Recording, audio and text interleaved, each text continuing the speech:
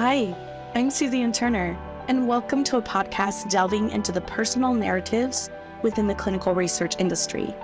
Through candid interviews, we'll learn about the personal journeys and motivations of individuals who have chosen this profession, what I like to call their why. This podcast is not just for industry insiders. It's for everyone curious about the human side of healthcare. Beyond the industry's negative reputation, we'll shed light on the dedicated professionals behind clinical trials. Join us as we uncover the heart and passion of those working tirelessly behind the scenes in clinical research. Welcome to Heart of the Trial.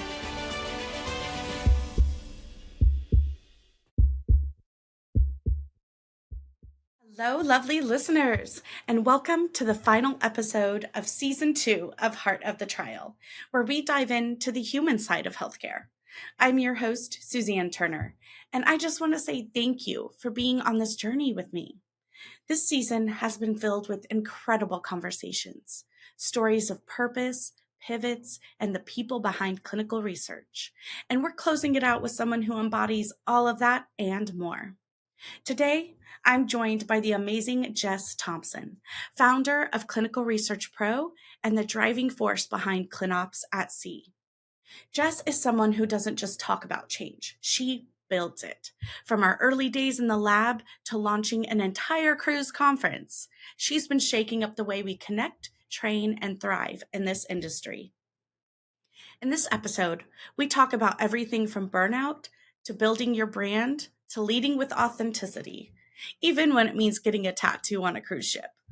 It's bold, it's real, and it's the perfect close to a season all about heart. Let's dive in. I hope you enjoy, and until next season, stay curious and stay compassionate.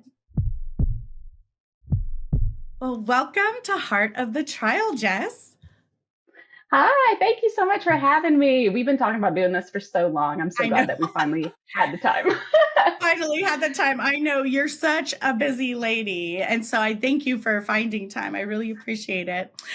So why don't we start by having you introduce yourself to our listeners and tell them what it is that you do? Sure. So I'm Jess Thompson.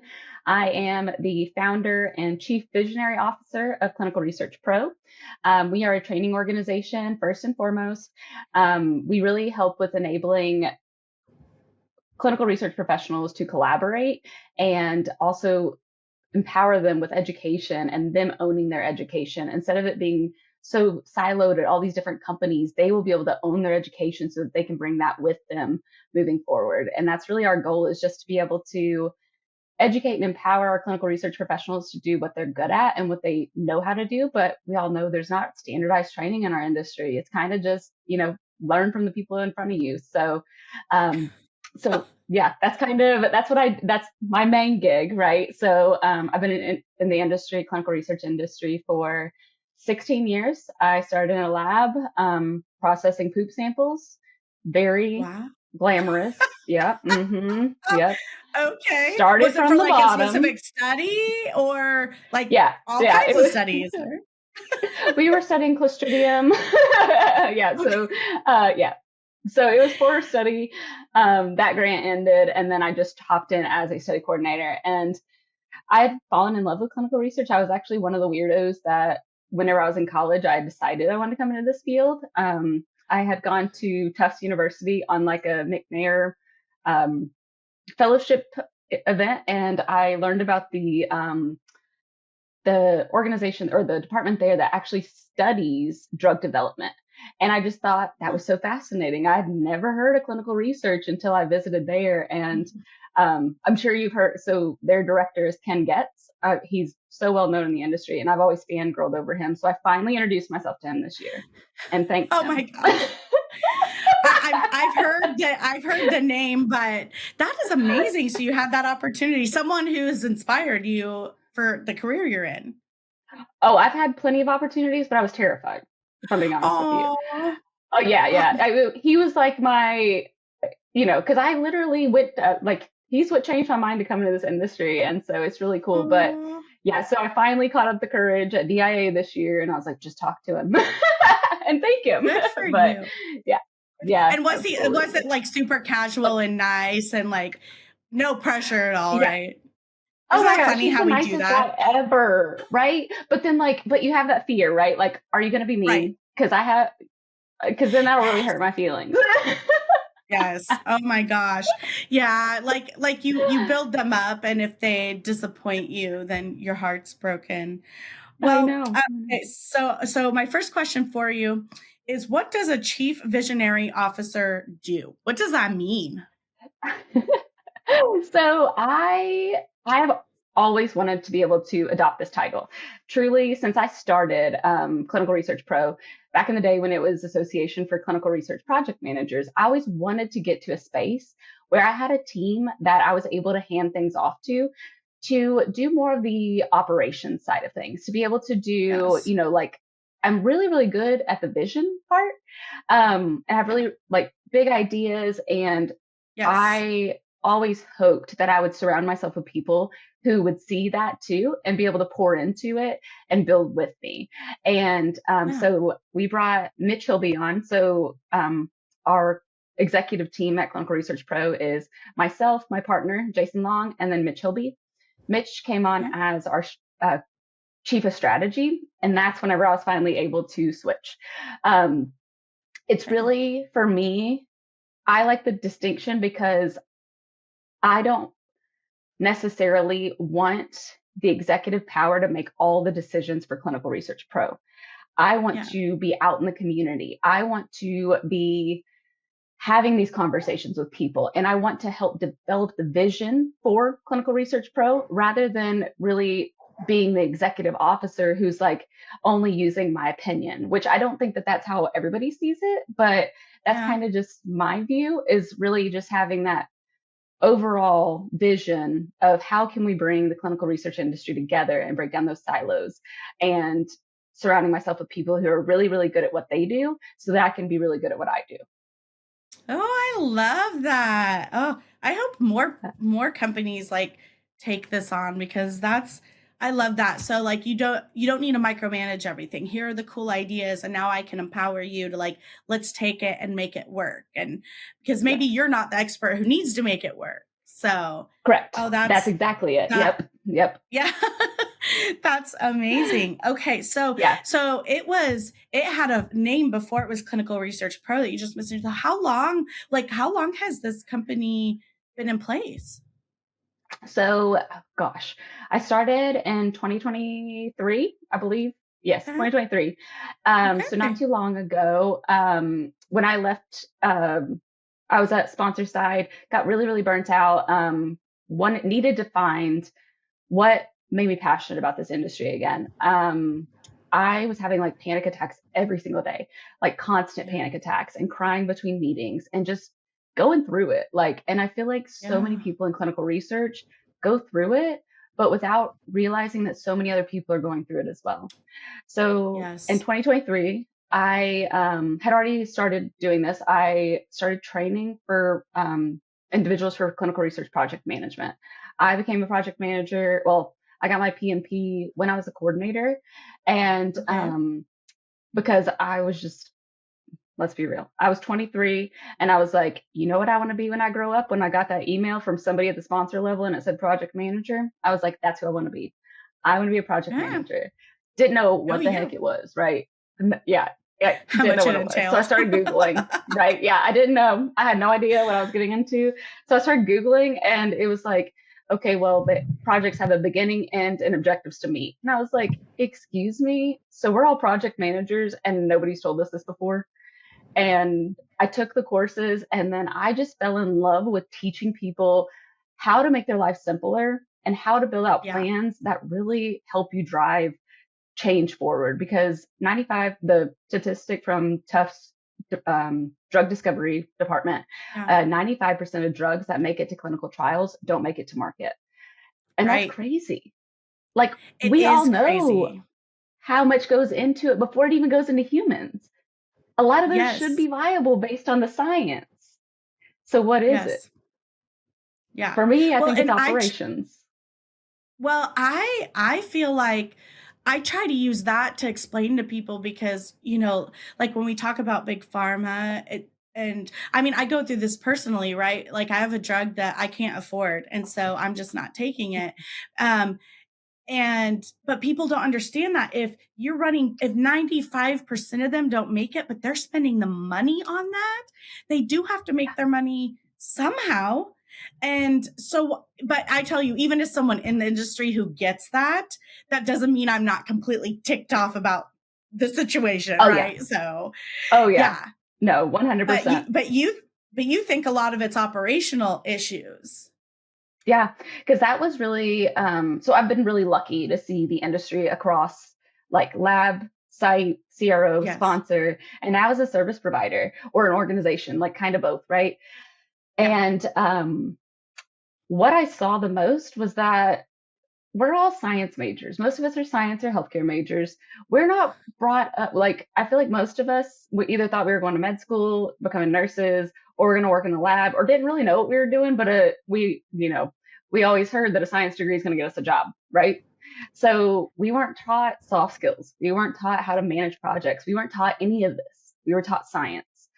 And so putting a scientist into a position that needs to have incredibly important, like incredibly high levels of emotional like skills and being able to Mm-hmm. communicate and having all those things like and also but also how to manage those projects. We weren't That's not how we were taught in college, right? So it's Yeah. crazy to me that we really have that college degree requirement to enter the space, but we don't have anything about how we actually do the studies. How do we actually Yeah. run it, right? Because it's more of like if I was coming in as a new hire and you were training me, you're training me on the knowledge you know, but you got that knowledge from the person Yes. before you, and you got that knowledge from Exactly. the person before you. So Mm-hmm. why can't we standardize that? Why can't There's some things that every study coordinator needs to know. There's some things every CRA needs to know. And there's some Yep. things that just every clinical research professional need to know. So Yes. what is it that's causing this problem? And that's really what I saw was we don't know how to manage our studies. We are on the cutting edge of science and manage our studies with Excel spreadsheets. So many Excel spreadsheets, not even So just one, many. like so many. You always need a tracker for something. So Always. obviously, and none of it connects. Like we have the most complex projects of any industry because like even if you think about it, sorry, you got me talking on my passion right now. So No, I'm going to be I going love hard. it. Go, go. So if you think about it, like on a phase 3 study, I did vaccines. That was primarily what I did previously. Now I'm more into like drugs, devices, or sorry, devices primarily, and regulatory. But previously I did vaccines. So for example, if you're running a vaccine study, phase 3, there's 40,000 patients, and you have Mm-hmm. 6 countries, whatever it is, right? 250 sites, 45 CRAs, That's the math, huge. Oh, right. And like, yeah. so when you do the math, even with very, very like conservative numbers, and I'm talking like Yeah. 5 people at each site, one project manager per vendor, only 5 vendors, Yeah. very, very low numbers. That's over 1,200 people performing project management duties within that one study. Oh But my God. it's also over 40,260 something, but probably over 40,500 sub projects because a project has a beginning, an end, and an Yeah. objective to meet. So study Yes. startup, at each site, that's a project. Enrolling each patient and going through the schedule of activities, that is a project. Each of these things that we do are projects, and we do not manage them like they're projects. We just throw Yeah. stuff at a wall and see what sticks. And then we hope for the best. Yeah. I call it fly by the seat of our pants project management. Like, And it's why everything's always on fire. It's why we all run around putting exactly, fires out. Mm-hmm. because we have to be reactive rather than being proactive because we've never Yeah. been taught risk management. We've never been taught like how to speak to stakeholders to make sure everybody's aligned, how to manage certain aspects of the timeline and the budget, and understanding how the timeline, budget, scope, and quality all go into each other. You can't make these decisions Yes. by themselves. And Yes. yeah, and we're not including the stakeholders. We're not including the people doing the work either. Like, so we have so much money that is being wasted in this industry because of poor project management. Even thinking about Yeah. all those stinking amendments, if we would have just taken a little bit more time in planning, we could have saved, I think the statistic is like 500,000 per amendment. And that's not even talking, that's like with the fees and that kind of thing, not even thinking about if we Yeah. had to stop enrollment, having to push that off, anything like that. So in my opinion, there's so much that we are doing such a disservice to our clinical research professionals by not training them adequately. Question for you, as someone who doesn't do that stuff. If like a protocol's going through, it's being built, you're building a protocol. Do they bring in end users? You're already shaking your head. You know where I was going, because they don't like even bring like in the project team. Yep. Mm-hmm. Okay. So as a PM, a lot of times you're handed everything. You're handed the timelines and the budget and all this kind of stuff that the bid defense team has promised. And then, but they're going to promise so fast timelines, so cheap because they want to win Always. that bid. And then that project Yes. team has to deal with the repercussions of that. Yes. Yes. As a TMF person, I have always felt the impact on that. They never build in enough time at the end of study to wrap up. They start dropping team members like flies at the end. Even working on the sponsor side, I still struggle with this sometimes because they don't bring me in early enough in those budget discussions and stuff. And then it's like, well, did you guys ask this? Did you think this? Did you look at this of their system? You know what I mean? Like I felt this, and actually I don't think I realized how much some of the other ones were feeling this, because I guess I assumed everybody, like project managers and all were being brought in earlier. But I mean, as someone, and I think we're similar here, because like I love training and stuff as well. And something I've learned is not everyone can do training, right? We know that. No. Because you have to think as the person doing, as the end user. So when you're building it, you have to think that way, which is actually quite hard. And then you need to get that input from someone who's going to do it. So like, to me, that seems so obvious. Here's a protocol. Talk to a doctor who will actually be utilizing it to determine what, and then they could save $500,000 or something. Like, minimum, right? They could save so much money. I feel like it's worth paying the doctor a couple $100 to review it. Right. Like, just for their time. Right. Or even bringing in like because it's so much easier to come in with a budget and timeline that makes sense. Right. Right. And to be able to justify it instead of putting your project teams in a position where this is impossible. Yes. This is absolutely impossible. And you've already said from the beginning, we'll just do a change order. We'll just do an amendment. We'll do whatever. No, you put your project team in that position to then deal with the sponsor or whoever it is that then has to make it work. And they have to deliver that news. And that's not okay. That is not how we need to be doing business in this industry. We need realistic budgets. We need realistic timelines.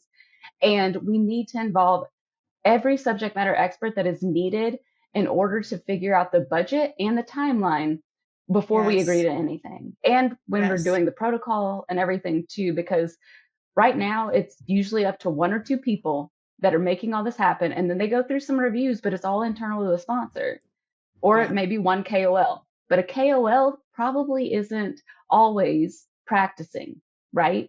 So they may be totally out of the game. They may be thinking that, maybe they haven't practiced in 10 years. That's not the same situation. We need to get our sites and the people that are enrolling these studies in there and having the conversations and as our key opinion leaders. But it's crazy. What is a KOL? Oh, key opinion leader. Sorry about that. Oh, okay. No, that's great. I'm learning. We're all learning together. Okay, key opinion leader. Okay. And I feel like a lot of what you're talking about is actually more the CRO side. I feel like it's 300,000 times worse at the CRO side than the others, having been on both sides. And I know I try to take that experience in when I talk to my when I'm working with my sponsors and all, and telling them, I'll tell them, I'm like, I can tell you exactly what's going on in that document management department right now because I've been there, and they're not resourcing them properly because they do, like you said, they just want the money. They want the bid. They don't care if they don't have the people to actually do it. They'll And when figure you're it out. They'll constantly, figure it out. yeah. And when you're But you know constantly who's figuring setting it your out? people up to The study fail, team. that's Mm-hmm. right. You're setting them up to fail from the get-go. So Mm-hmm. I think that's really cool that you've taken that frustration and you've turned it into something where you're trying to help the everyday person who's trying to do this. So maybe they can manage it better and Absolutely. grow and give them those resources. And honestly, do you see a lot of, I guess, how do I want to say it? Like, do you get a lot of people coming and doing the training? Because are you seeing that people are investing in themselves? That's technically what's happening. Yeah. So it makes my heart so happy because pretty much a lot of what we do is free. We are going to have to change our model a little bit. I mean, we're going to have to start charging a little bit for things just because of overhead and exactly. Yes. But we want to make sure that we're adding value. So we are working on a new platform, which we'll be releasing in a few weeks, hopefully. But we're going to keep our academy, Clinical Research Pro, inside tips now. Clinical Research Pro, as you know it right now, is going to turn into Clinical Research Pro Academy. We are going to then turn Clinical Research Pro into something different, more of a hub for clinical research professionals to really facilitate that collaboration in the industry.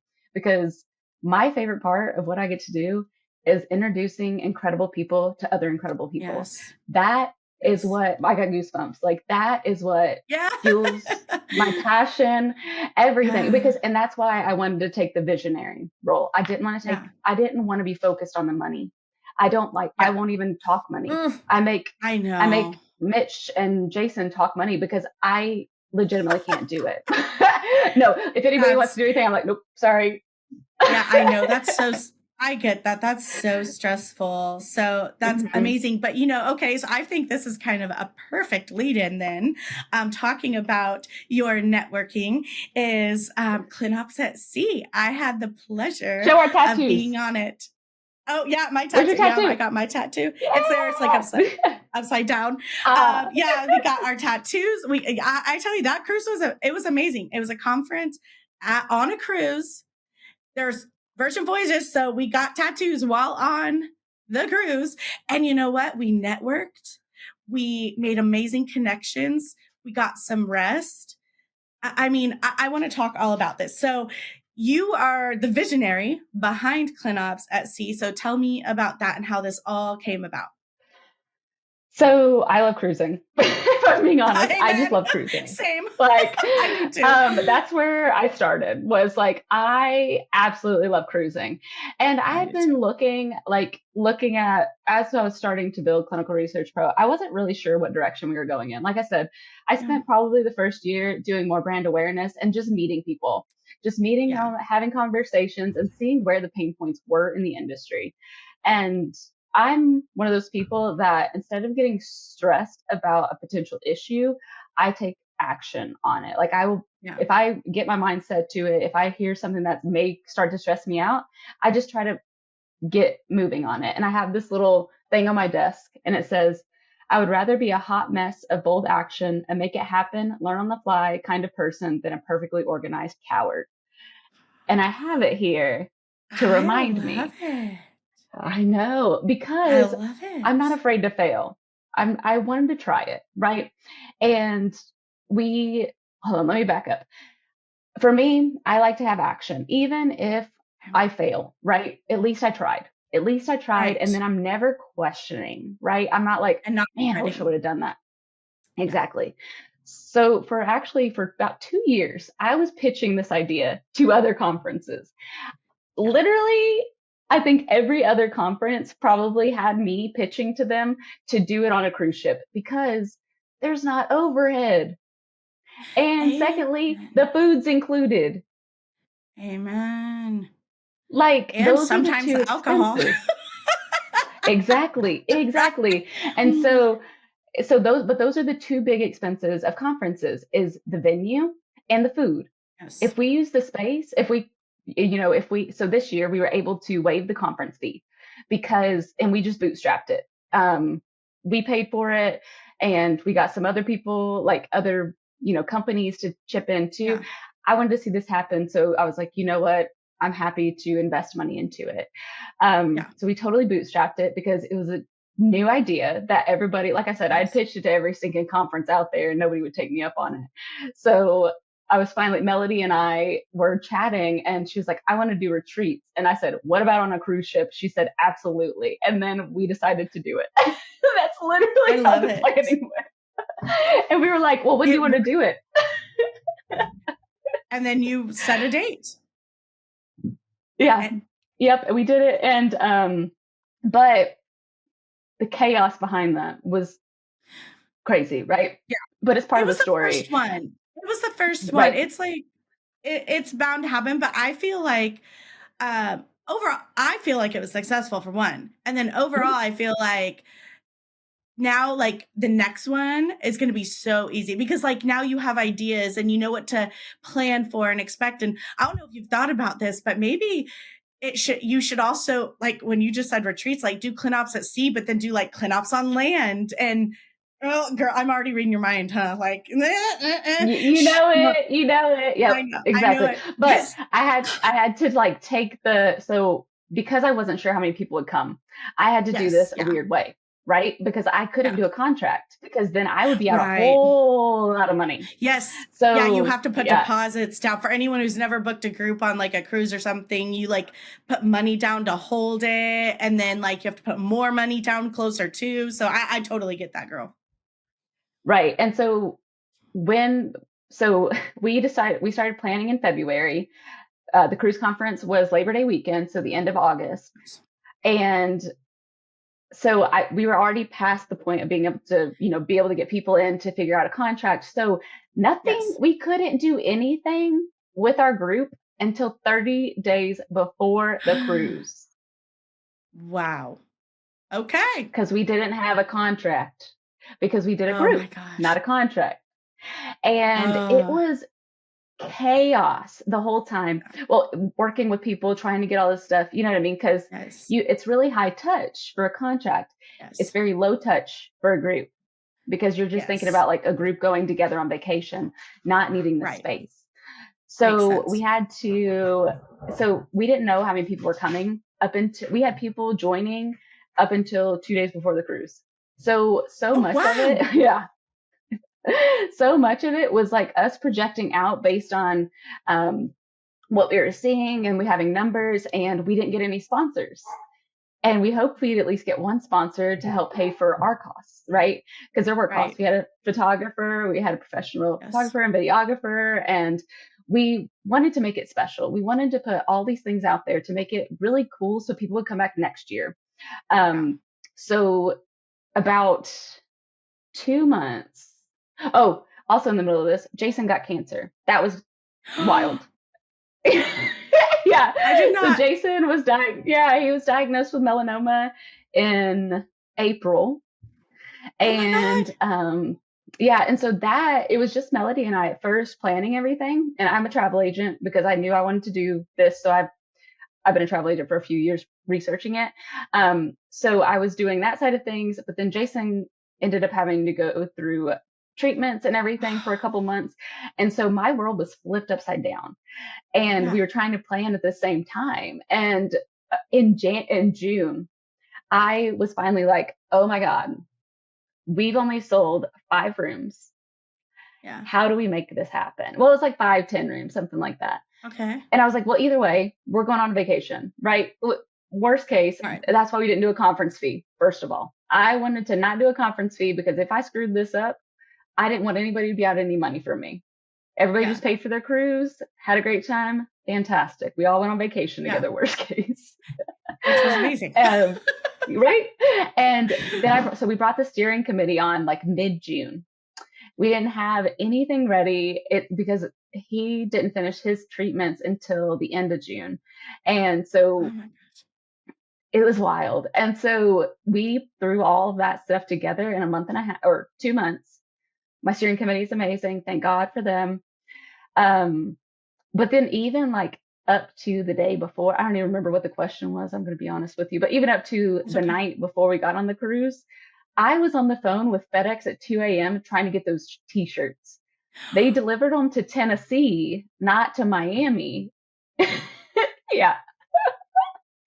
So I had to get them overnighted for my house. Well, so my house, they were originally supposed to ship them to my house 2 weeks before, but they got delayed. And so I had to pay extra money to get it shipped to me, to get it to us by a specific date. They missed that date. And so I was like, okay, you need to ship it to Miami because they need to meet me in Miami. Girl, they got to my house, the day before at 10 a.m., like the day before the cruise. And so I had to get my mom to go to my house and overnight them to Miami. Girl. Like I have so many lessons learned from this. It's so crazy. Yeah. You should put together a PowerPoint and I will. Yep. Well, and that's why we're having a debrief with everybody. Like, on Thursday. I got the invite. We're all gonna meet. Yes, yep. I love it. Yeah. Yep. So we're debriefing with the steering committee first, and then we're going to debrief with you guys, and then just to get the feedback, because we want to know. Like I said, this was chaotic. I'm glad that it's funny talking to people because they're like, I had no idea. We didn't even know where our room was. We didn't know anything. Then they couldn't reserve it for a certain amount of time. It was, even while we were on the ship, we were running into those issues. And so we get kicked out of a space, and then we had to find another space. But with a contract, we won't have to do that. So with a contract, everything's going to be much clearer, much, more streamlined. But like I said, it was just a risk because we didn't even get any sponsors this year. But with the community in clinical research, it's been so cool because I just posted, hey, we need swag. Send us some swag. And so many of my friends rallied. Swag. Right? Yes. Right? Yeah. And but we did a curated swag list because I was like, I don't need 30 stress balls. We don't. I know they're cheap. We don't need 30 stress balls. Yeah. So I gave like specific items. But it was great. Like it was all cruise items and they were fantastic. Everybody's been wonderful. Yeah. Univo sponsored our conference bags for Univo IRB. I know. Yes. Yes. Which I need to reach out to Amy because like I totally want to interview her too. Cause like Julie, yes. Julie. Oh, I'm mixing them up now. Julie, I'm gonna write this down because why did I think it was Amy? Oh no. There's an Amy. You have an Amy Ford. She does site stuff. Okay. She's with the Site Collective, the Clinical Research Site Collective, and also does like training for sites and like helps sites build up their staff. That's right.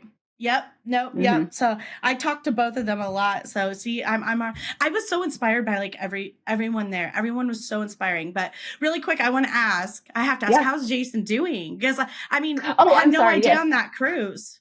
Like he's doing good. Everything, margins came back clear after surgery. He didn't need chemo, thank God.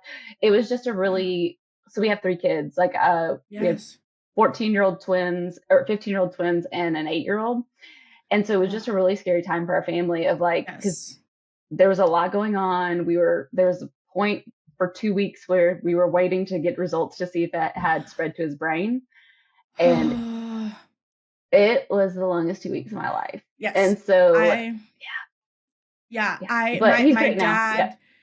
My dad, not like, okay, so this September, I think, is like 2 years. He was diagnosed in the fall, not last fall, the fall before, with stage 4 and lymphoma. And I totally get that waiting for a test because they had to do a special test. And like, if it came back a certain way, like it was pretty much guaranteed fatal. And waiting for those results is like, you try to be really positive, but like, so I feel you, girl, like that 2 weeks was a long 2 weeks. So, holy cow. But I mean, he must be feeling good because you couldn't tell on the cruise at all. No. So, I mean, he's been doing really great. Yeah. He's on 3-month surveillance. So every 3 months he goes in and now we spray him down with so much sunscreen. You know what I mean? Like, I'm like, cause it was melanoma and I'm like, no, you're not going outside. Like, I'm like, it's so ridiculous, but no, he's doing great. Thank you so much. It's been 1 hour since you applied sunscreen. Get some more. That's That's so crazy. Oh my goodness. I could say like ClinOps, like I said, it really was amazing. Like, cause I agree. I love a cruise, and that's why I was interested in going when I saw it. It's, I'm a big believer that everything happens for a reason. I say this. Same. So like I was actually at TMF week, and someone I presented with on something, I looked her up on LinkedIn. I like to look people up on LinkedIn, and she was going and happened to post something. And I was like, a conference on a cruise? What?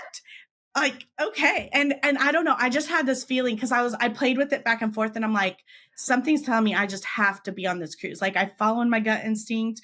And then you were so awesome because honestly, I mean, within days, like you actually reached out about being a speaker, a presenter in one of them. And I'm like, and then meeting everyone, like, oh, I can't wait to see what you do with this. So let's talk about what's coming next. Now the first one's done. You're already talking about next year. Oh, absolutely. Can I give a shout out real quick? So Yes. Noir Research, they sponsored our t-shirts as well. So huge shout out to those ladies. They would be also amazing to get on this podcast because they are site owners, and well, two of them are site owners. One is a consultant. Highly recommend them. So highly recommend Noir Research. So yes. Okay. And awesome. all their sites, Dr. Levy, Latoya. Yep. I'll get their information from you. So you'll love absolutely. them. They're coming next year on the cruise. So boop, boop. Yay. Okay. Cause I was like, I don't think that one sounded familiar. So I'll get their info from you.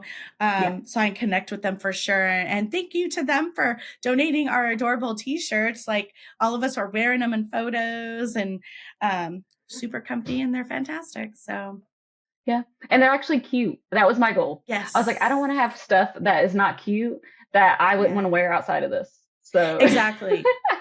Oh yeah. I'll totally wear it. Oh yeah, totally. Yeah, right. So they'll be on next year's cruise, which means another cruise is coming. Oh yeah. We are actually starting to plan our next 2 cruises. Yeah. I know. Okay. I know. Do you know where they're going? Yes.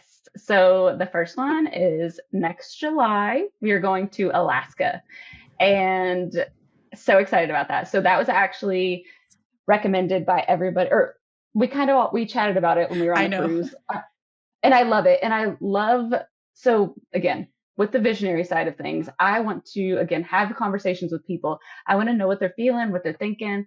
And so when we talked, there was somebody that brought it up, and everybody was all about it. And I was like, that would be really cool though, because then one part I really loved about this was so many people brought their spouse, and then getting to meet people's spouses, and because they would just go do their thing during the sessions. They're on a cruise ship. They don't matter. Yes. And then, just meeting people's spouses and getting to know people as people. But, part of that too, though, is since it's 7 days, a lot of people are going to use that as part of a vacation too, Yes. Yeah. So really excited. So that one's Alaska in July. Let me give the dates. July 16th, if you have them. Yeah. 2026. Okay. Yep. And then we are looking at in 2027, probably January, whenever it's really cold and gross and everybody hates it outside. We're going to go to the Caribbean. I love it. So my theory here is that maybe what we should do is in the summer, we go to colder places, and in the winter, we go to warmer places, because so much of this was about mental health too. And so we all need that break, especially in the middle of January when there's nothing going on. And I know.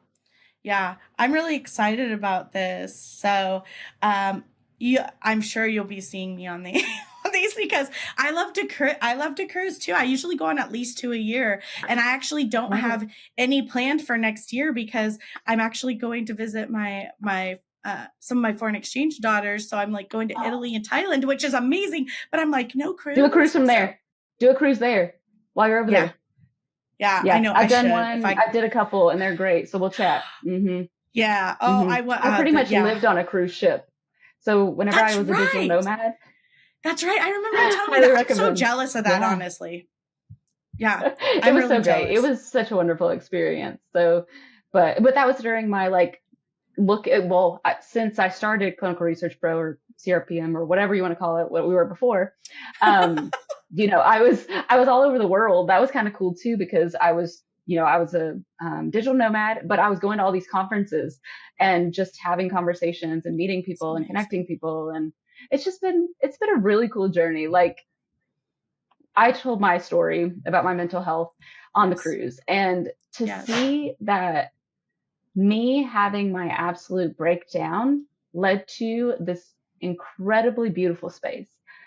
And I would Yes. have never even thought, I would have never thought that this would be possible, or it wasn't even something I wanted to do, you know? Right.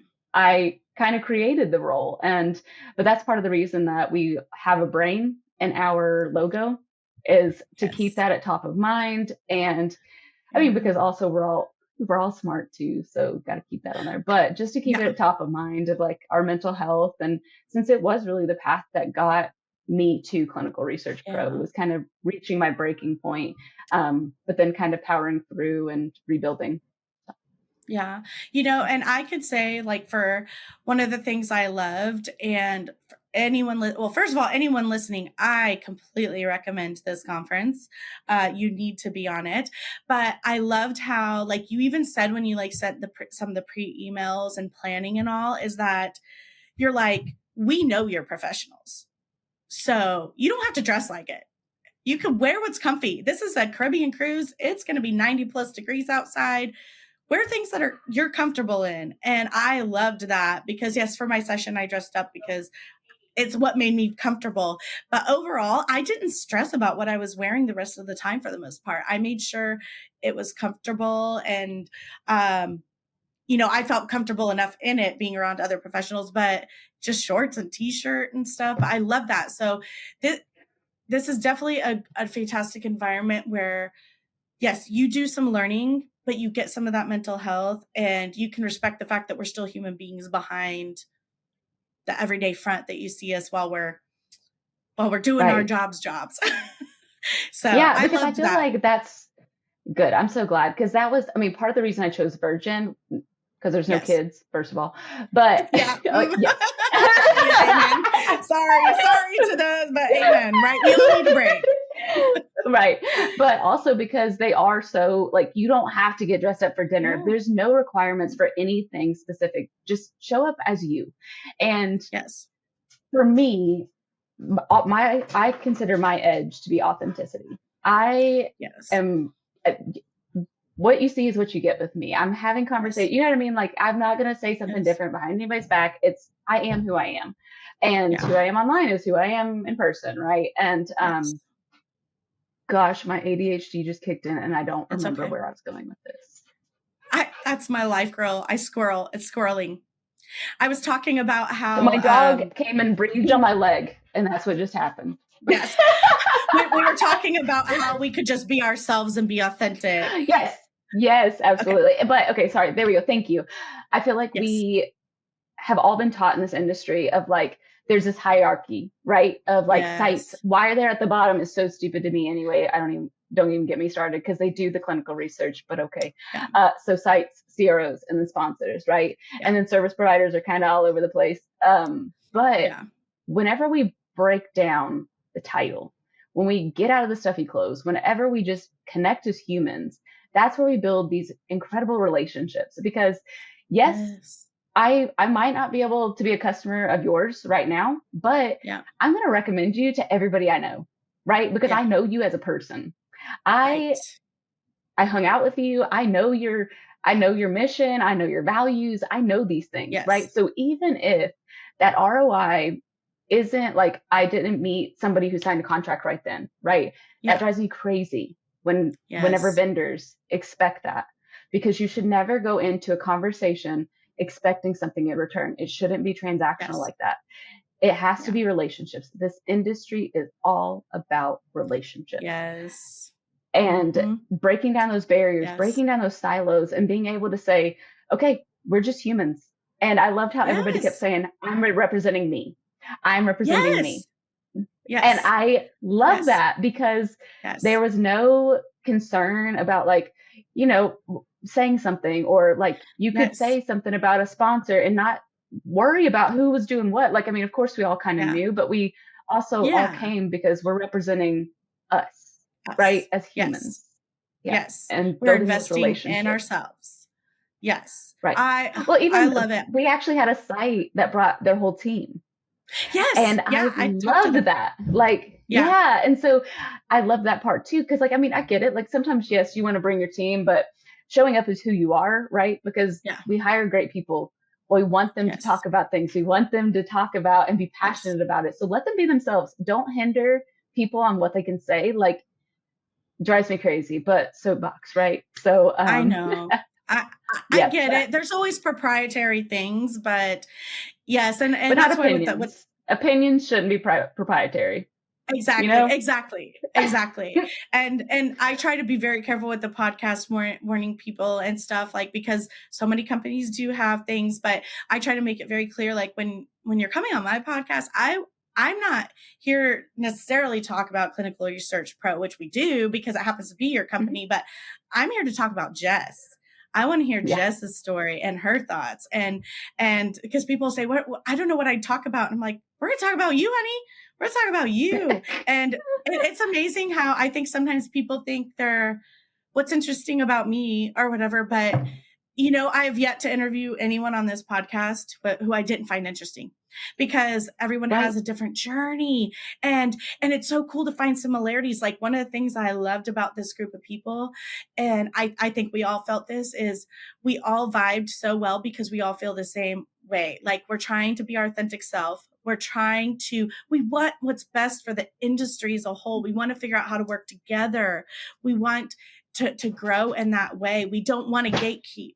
Like, that came up, we talked about that in my session, and I feel like it's came up a lot. Like, I mean, yeah, like Univo, Julie got up there and she's like, here's a whole thing I created for my company. Here you go. Like, I mean, talk about not gatekeeping, Yeah. and it was such a cool group. And I think sometimes people forget that, especially when they work for companies that are so big. This drives me nuts because I've been there. Is a company that they want you to promote them in everything. Like, their LinkedIn is all about them. Like, no. My LinkedIn Mhm. is for Suzanne. Your Yeah. LinkedIn is for Jess. It is not for Yeah. whatever X company. And that Yeah. really bothers me when they do that. So I really love that Yes. about this group. Yeah. Cause I mean, there's even companies out there that I've been hearing that which I mean, been there. I couldn't post Yep. anything about my anxiety on LinkedIn. Ugh. I got in trouble for that, which is so stupid. It's anxiety. And we work in clinical research. Like, we're not trying to fix What? things with mental health. Oh, But wait, I isn't that digress. like a whole line of drugs? What? Right? Like, And maybe we recognize it as an industry that we all are having this problem, right? Like, yeah. maybe we take that route instead of saying, you broke the rules, because some companies aren't even letting people interact with other companies that are considered their competitors. What? Right. Yeah. Yes. Like, I've noticed that when they hire, they sometimes want to confirm that you've never worked for blah, blah, blah, or have you ever had experience in this area or whatever. It's like, if we are being professionals and doing what we need, we're doing what we need. So right. let's Well, grow. and say I worked, like, maybe we worked at the same company before and like Yeah. you left, right? And then Right. I'm still friends with you, but Right. then I can't interact with you because that you went to a competitor. Yeah. Why nobody's going to want to I've be with your company. yeah, I'm unfortunately really experienced that, and it's really devastating when that happens. So the good news is we're not there now, and we're trying to spread Nope, goodness you're not there. and positivity now. So Yeah. so it's been amazing. Let me see if I have anything else that I wrote down and that I want to make sure to get to. But I think what a thing is, like, and I kind of feel like we've touched on this all through the whole conversation, but I really like to talk to my guests about their why, like why you keep doing this and what keeps you going. So it's not a rare disease, but it's rare for adults to be diagnosed. So I have something called cyclical vomiting syndrome. Didn't know I had it until I was 21. I had actually wanted to still go ahead. I was like going to go ahead into this industry anyway, right? But I was in the industry already. I ended up having to quit my job at the University of Washington because when I moved to Washington, something in the air was just really like apparently like the mold, and I just did not get along in Washington. Oh, So because it's always I wet. wet. Yep. I was super Yeah. healthy there from like May through October, but November through April or May, I was so sick. Like I was hospitalized all the time. Oh yeah, I was throwing up like 150 times a day. I had a PICC line. Oh, So that's my PICC line scar because I had to give right. myself medication and everything at home. But there was a long, like it was just really, really bad. The closest, it took 2.5 years to get diagnosed. Um, Even after I was on home health care and everything, 2.5 years. The closest specialist to me in Washington State was in Wisconsin. I had to fly to Wisconsin to go see this person that would help me.